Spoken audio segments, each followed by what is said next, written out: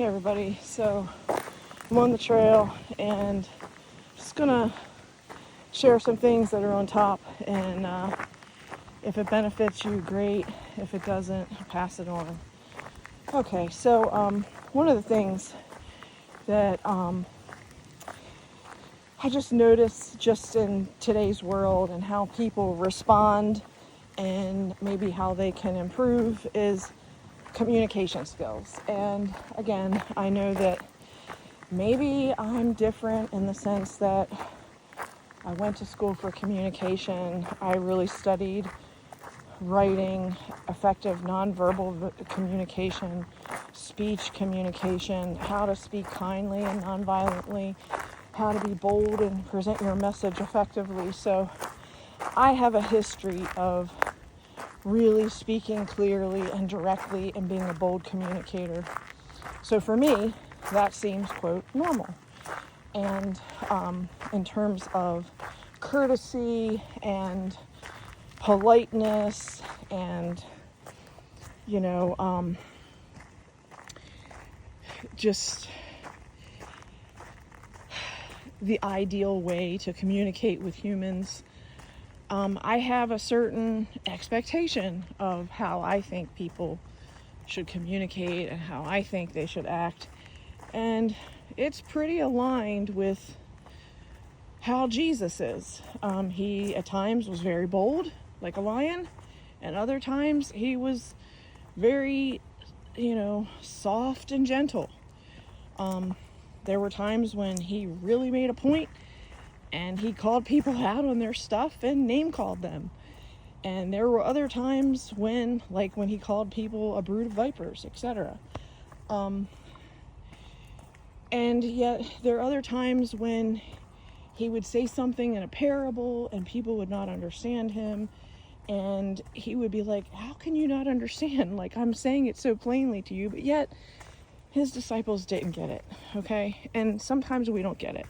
So I'm just going to talk about this particular incident, and perhaps maybe you can see how maybe you can improve your communication skills by listening to this particular story. So I sell many things online, and when I sell things online, there is a particular system that I have established, and I organize things in terms of how I store them in a certain way, and I organize things in a certain way in terms of how I present them online, in terms of how I sell things and how I promote things. And then there are certain ways that I have found that work that are in terms of how I would meet with people. Am I going to meet them in a public place, in a parking lot? Am I going to meet them at my house in terms of them picking up heavy furniture?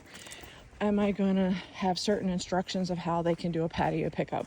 So basically what I'm getting at is, when you have a business, obviously you're going to have some type of system to organize the way that you're receiving your income and a way that you are distributing your products if they are physical products. And in this case, this particular business is about physical products. And many of these products are one-of-a-kind vintage items. They're not something that you can easily duplicate. They're not something that you can easily get again. They're a limited edition, if you will. Some of them are rare things that have been heirloomed to me or gifted to me, and then I research their value, and then I resell those items to people that understand the value of what I'm selling. So, in this one particular case, I'm going to highlight a vintage item. So when I do my research, I'm not just researching the name of the item, meaning the brand name. For example, a Kent coffee heirloom dresser, 5-drawer dresser, the particular size and dimensions, the condition that the item is in. All of those things are going to reflect whether or not I'm going to get a low price or high price based on the quality of the merchandise, based on the quality of, how well I took care of it, or when I purchased it, how well someone who had it before me took care of it. And then there's the question of, am I going to refinish that piece of furniture? Am I going to give it a new facelift? Or am I to restore it to its original? Or is it, sufficient as it is? All of those variables are going to affect the pricing of, when I price something for the marketplace. And within that, research, I'm going to find out that, this particular item, which is much smaller, may go for, let's say, $600.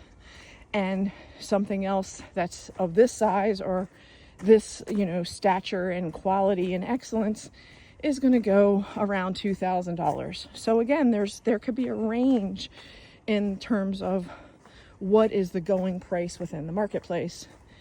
And again, when I'm dealing with people, generally speaking, it's all online, and it's digital messages on Facebook Marketplace or Etsy or the other places that I sell. And so the person will send me a message and say, is that item available? I'm interested. And I've clearly taken the time to put the dimensions of the item. I've clearly taken very good photos to show all sides of the item. So there really should be no questions, except you either are interested to make the purchase and see the item in person, or you're just wasting my time. And essentially, people are going to be like, I have this item listed for $2,000, and somebody's going to offer me $200. Now, I'm sorry, but that person is truly wasting my time. And I'm not even going to give them the benefit of a response. I'm just going to delete them and ignore them and not even continue a conversation, because they are being disrespectful of the item and they're being disrespectful to me. Okay? Just as an example in terms of quality and value. Now, another person might see the value of something listed at $2,000 and they might say, wow, all I have is $1,200. Would you accept the $1,200? Now, again, I can appreciate that they're trying to offer me something that's 50% of the value of what it is. But again, if I know the value of something and I know that other items are going even higher than the price I'm offering and asking, meaning if other people are purchasing this exact same item at $3,000, I know that my price at $2,000 is very fair. And I don't feel that I need to lower it another 50% because somebody else is trying to pull the wool over me. So essentially, there will be times when I may say to the person, hey, I appreciate your offer at this price, but as you can see from these other listings, mine is in much excellent condition compared to these other ones that are on the market at a higher price. So I'm not lowering my price. So can you come to that price? And again, these are skills of communication. This is what we call negotiation. This is going back and forth. Now, sometimes people will say, well, this is my final offer and I stand with this offer and that's it. And sometimes I'm going to just, say thanks, but no thanks, and hold out for the proper buyer that's willing to pay the price of $2,000 for an antique mid-century modern piece. And I don't feel bad about waiting because I know that somebody else out there is going to appreciate what I have and what I'm selling. So sometimes we have to wait. And sometimes our waiting period is longer because we're looking for that specific buyer. Now, in terms of other people with other items, now this is a different category. This is not vintage category. This is technology, digital, iPhones, Androids, tablets, tech, things like that, or tools. So in this category, again, I'm going to do my research. I'm going to find out what that particular iPhone with that particular amount of memory is going for. And I'm still going to offer a very fair price. My price is going to be lower than what the other people are asking. And again, I'm not being greedy. I'm looking at the variables and I'm pricing accordingly.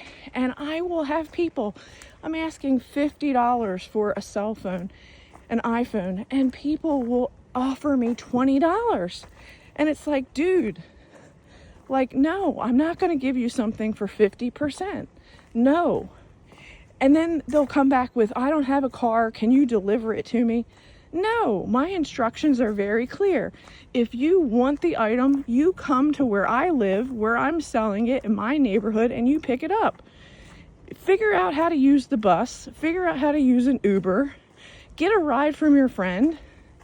But don't make ridiculous asks of me. I'm the seller. I'm not a delivery company. I'm selling items, and they're one-of-a-kind items. I don't have 10 of the same item. I have one of that item. So, in addition to that, as for technology and iPhones, I am a very reasonable person, and I do offer shipping USA. So if somebody says, hey, I'd like an iPhone, and I live in Iowa, I'm going to look at the item, I'm going to figure out what the weight is, and I'm going to add the weight to the shipping costs. And if they want it shipped to them, I don't care if they're in Baltimore or California or wherever, I'm willing to ship it to them. But when the person comes back and says, will you drive it to me? And they live in Pennsylvania and I live in Maryland. Seriously, dude, you want me to drive 3 hours to deliver an iPhone to you? No, that's completely unreasonable. And this is where I'm calling out people that are just terrible communicators. They feel like they have this entitled sense of, you should be serving me and I deserve a better discount. I deserve this. And it's just not appropriate. Now, understand, I am not Amazon. So, I'm not gonna, hello, how's it going? It's okay. It's okay. I like dogs, that's why she knows. It's okay. So, I'm not Amazon. So, you don't pay for a certain price and then get all of your shipping for free from me. That I don't have that type of business. I have a small, curated business that's based on certain vintage and, digital items and tools that I've collected over a lifetime and that I'm selling as I am preparing for more travel in van life and living a tiny life. I'm preparing to let go of certain things to make room for other things. And therefore, again, I'm a reasonable person. And, if somebody asks a question and says, well, can you give me, can you buy additional memory and put it into the iPhone? No. Like, I'm selling the iPhone as it is with the memory that's in it. If you want to investigate that and you want to inquire about more memory for an iPhone, that's on you. Like, I'm offering the item that I'm selling, but yet these ridiculous questions that I get, it's like, I'm not an Apple reseller. I don't have this huge inventory. I have a few items. And the only reason I have these items is because either they were gifted to me or they were in storage, and I'm now going through these things and saying, hey, I don't need these items anymore. And I'm trying to sell them and to make a little bit of money to then have that money to be able to support my dreams, my visions, my ministry, so that I can help myself and help other people.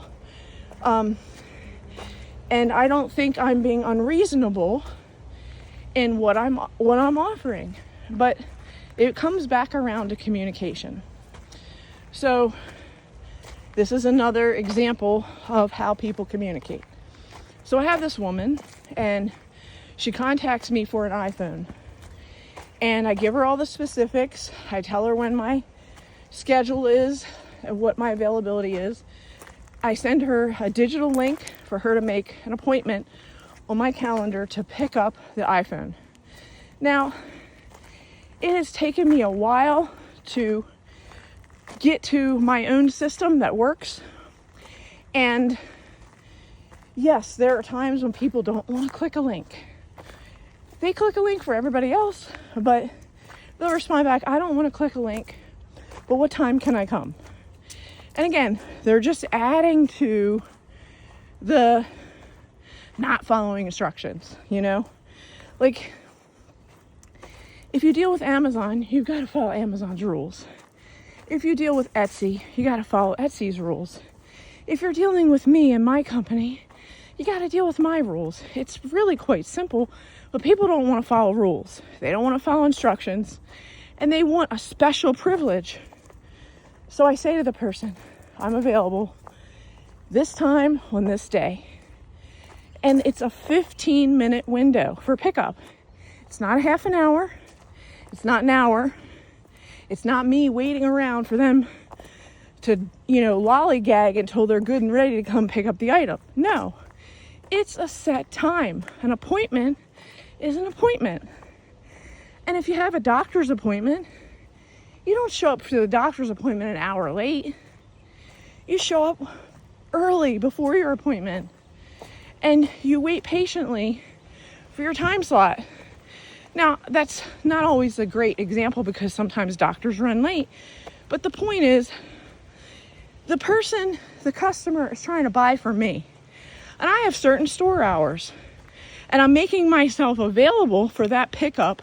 And that means I have to drive across town, go get the item out of storage, prepare the item, which means if it's digital, I need to plug it in, charge up, make sure it's ready to show the person that it has all of its availability to use, etc. on the screen.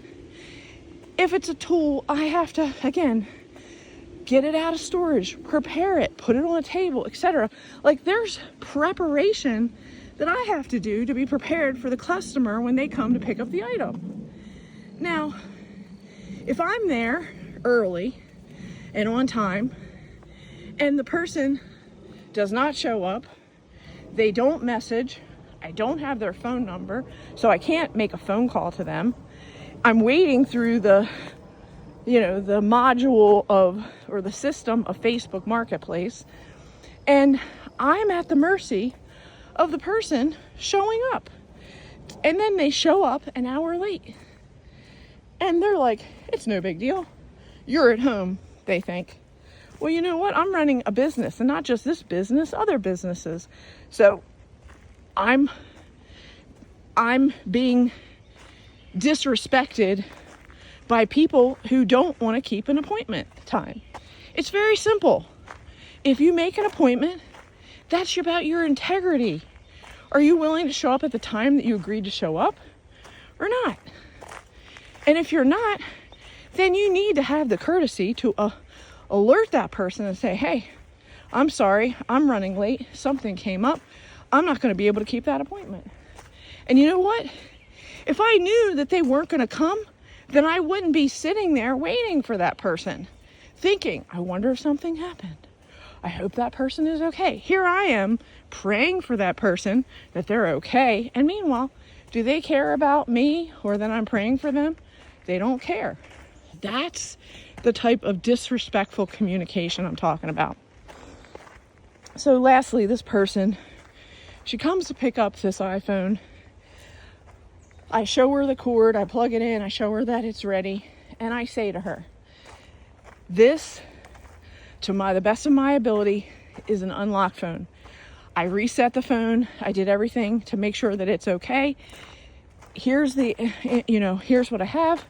And I said, but I'm not an expert on setting up phones, that's not my forte.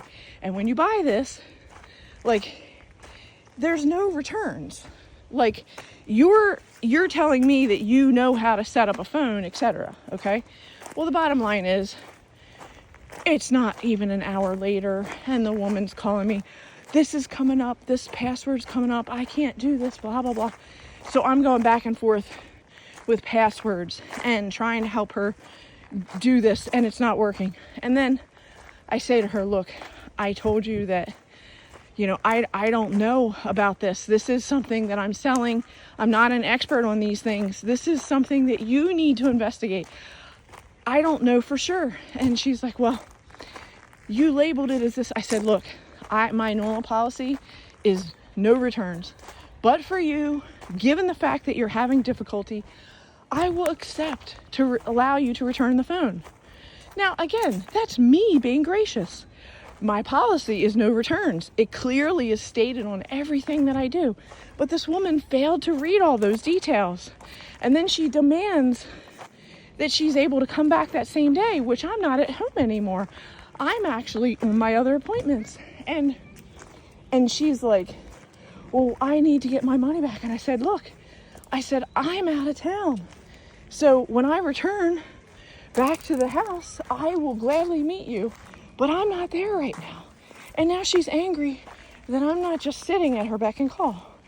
Now, again, we can't predict or know what's going on in other people's lives, nor can we understand that sometimes people may be going through a more difficult time than maybe what we ourselves are going through. But the point is that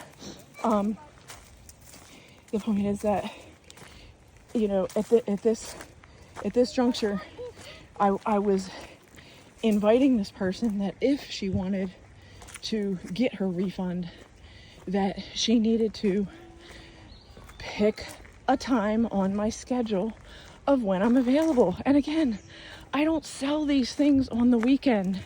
On my weekend, I'm traveling to different places. I'm serving other different groups of people. So I'm not sitting at home selling these merchandise. I sell those merchandise during the week when I'm at home in my office, and I coordinate with the timing of that. So the point is, she's now annoyed that she can't come immediately back and get her $50 back. And I told her, I'm out of town. I'm not being a jerk. I'm physically not there. If I was physically there, I'd have no problem, but I'm not there. So then I tell her when I'm available and when I'll be back in the area. And she says, okay. So she agrees to a time. And I told her what my availability was. She agrees to the time. Now it's the day of the event. And I'm confirming, because that's what I do. I confirm, just confirming that I'm available today at 12 noon and I'll be there to meet you. And then she's going to tell me that she has a vet appointment for her dog and that's at 11:30 and she'll come by after. No, that's not what I agreed to. I agreed to 12 p.m. I didn't agree to when she's done with her vet appointment. That could be an hour, hours. I don't know what this condition is of her dog. And so I said to her, our appointment is from 12 p.m. to 12:15. If you are unable to keep that appointment, then you can reschedule. But that's what my availability is for today. And again, she was annoyed because she wanted me to sit around and wait. And I said, I'm not available. I actually run many businesses. This one business is one of many businesses. So she then says, my dog has cancer and she's old and she's dying. Like, playing the sympathy card on me is going to make me do something different. Now, again, in the end, I'm not an evil person. I'm not a mean person. But I'm just tired of disrespectful people that don't know how to communicate. They don't know how to follow instructions. And when I offer them what is capable and something that I can do based on my whereabouts, meaning if I'm here and I've driven from wherever to get to that specific location, to be able to be there for a physical exchange of that item, then that means I was already prepared the day before for that to occur on the following day, which means that I've already committed to my schedule. But yet these other people, they don't know the value of commitment. They don't even understand the word commitment. They just think that you just should be at their beck and call. No, I'm not your pimp. I'm not your whore. I'm not your slave. No. I am selling an item and I have certain store hours. And if you want to meet me, you need to meet me during my store hours. So I said to her, I'm here from 12 until 12:15. And then I allowed her to come pick up the item on the patio and for her to deliver the thing back and to put the money and all this stuff. So the whole point is I made it available for her to do a non-person exchange because she was such a disagreeable person. And the point is, it's the whiny, complaining, disagreeable people that end up getting the privileges. And unfortunately, that is the way that it is. It's not nice, but that is what happened. And do I think this woman has gratitude? Probably not. She probably just wants to get her way and she thinks the whole world revolves around her. But the reality is this. I'm a business and I'm trying to sell items. And that means that I'm actually trying to make some kind of a profit. I'm not doing this for free. I'm doing this to make a profit. And I research my items so that I am giving a quality item for a reasonable price that is something that is current within the marketplace. And that means that when I meet the person, I'm going to meet them at my schedule and when I'm available for a pickup and for a drop off. And that's it. And those are my times. And if they can't cooperate within that time frame, that's not my fault. All of that is listed on my website. All of that is listed on Facebook. All of it is listed within my digital calendar of what my availability is. And yet people can be so rude and so disrespectful because they want what they want when they want it. And they think that the whole world revolves around them. Now, my goal is to sell the items that I have that I no longer need. And certain items, for sure, I donate to charities as well. So I'm selling certain items and I'm donating certain items. And there's a balance in all of this. But I didn't start a business so that I wouldn't make money. That would be a very bad business plan. And if I buy something for $5, I'm going to be selling it for $15. And I'm not going to sell it for $5 if I bought it for $5 because there's no profit in that. That makes zero sense. So again, people just need to be more respectful of people that are business owners, and many business owners right now that are small business owners, you know, I'm not talking about the Amazons, I'm talking about the small business owners. They're struggling, and it may take a while for one person to really want that specific vintage item that's for sale. And so when I make that $100 income from that vintage item, I'm jumping up and down for joy that somebody who really wanted it is now going to appreciate it and cherish it. And then I have the space to then create more space for me to let go of the things that I have owned over my lifetime so that I can do more travel in my camper van. So it's a win-win. And I'm looking to meet with other people that appreciate, get out my keys, that appreciate, you know, what constitutes fair, you know, representation in selling and, you know, offering items at a fair price and making times available for when a person can meet and to make the exchange. And All of those things are reasonable. And